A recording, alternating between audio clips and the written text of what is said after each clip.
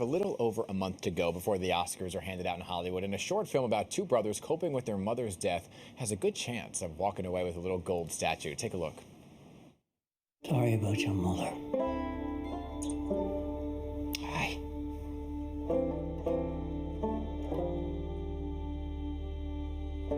I told you, I'm staying here to look after the farm. I'm not getting stuck here for the rest of my life.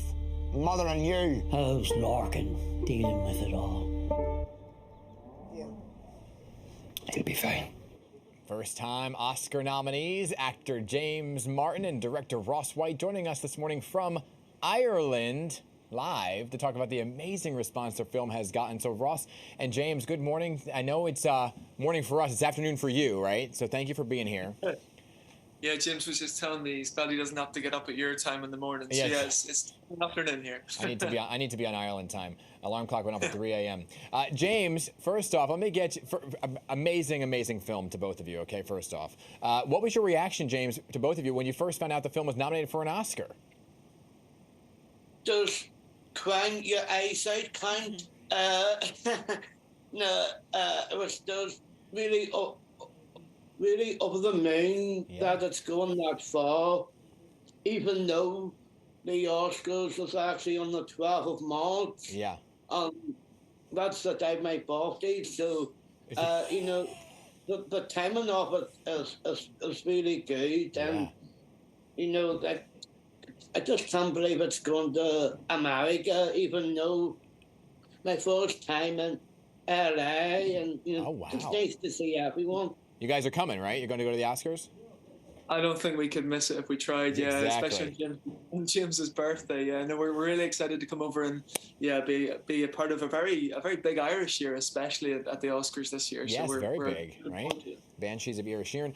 Can you tell us a little bit about, Ross, what the movie is about, what happens between these two brothers? It was so moving, but so full of humor and sadness at the same time. Yeah, thank you. So the film, as you said, follows these two estranged brothers who are sort of thrown back together after their mum passes away. James plays one of those brothers, Larkin, and then Seamus O'Hara plays his other brother, Turlough. And they're sort of trying to come to terms with this passing, and they've got this kind of fractious relationship. Mm-hmm. But then James's character, Larkin, discovers this sort of unfulfilled bucket list that their mother, voiced by Michelle Fairley, has left them, and he refuses to leave their family farm and go into care until they've completed every single wish on their mum's list. I know, and one of those wishes we just saw play out there was to do Tai Chi. James, were you a master of Tai Chi before the film?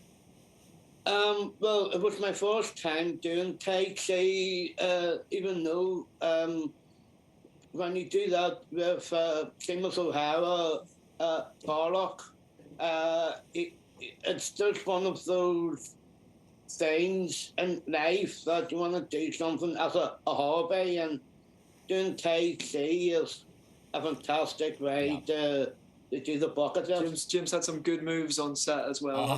Nice. We could have had a full Tai Chi film of James. Yeah, I'm a journalist by day, but I'm also a volunteer at a camp for folks with Down syndrome, and I'm always impressed by all the things that they can do, proving all stereotypes wrong. Right? And so James, for you, how is it being an actor? You've been acting since a young age. And you're so powerful in your acting. It's amazing how when you're in acting, Tom, it can't be very long. But I mean, I've done theatre acting and 3 TV shows. Yeah, it's just fantastic. Really, and of going that far, especially when you go that far with his brother Tarlock. Yeah. Just to make it funny, make it more open, make it more the hate, the atmosphere, and just to make people laugh, really. You did. You really did. And Ross, when you were looking at the auditions, what in James stood out to you? This man didn't even have to audition. Listen, as soon as we saw James's work, we'd kind of written a first draft of the script, myself and my collaborator, Tom, and we saw James's work. And I knew a little bit about James before, but not that he was an actor as well. And he's just got, as you can tell, such charisma and sort of a great sense of humor, and he could handle the comedy, but also had this sort of deep empathy that could manage these more dramatic moments. So yeah, James didn't even have to put in an audition. He sort of just had the role as soon as we saw him doing this thing. James, I understand that besides acting, you were a chef at an Italian restaurant, and that after filming this movie, you went back to being a barista at Starbucks. Is that true? Well, that is completely true, yes. I've worked in Starbucks for a long time. That's so scary. 14 years. Wow. Just of this year, and it's really nice just to bring something back to Starbucks, like an Oscar. An Oscar. You know, Put it on the shelf. I think you're going to put it right on the counter. By the way, now that you know you were a chef in an Italian restaurant, I am a fully Italian, so I'm going to have to try some of your Italian cooking, all right? I'll try my best to make you the best garlic bread ever. Oh, that's what I'm talking about, James. Hey, Ross, Irish Goodbye has played over 60 film festivals all over the world. Obviously, it's receiving awards, recognition, Oscar nominations. Why do you think it's really resonating with so many people?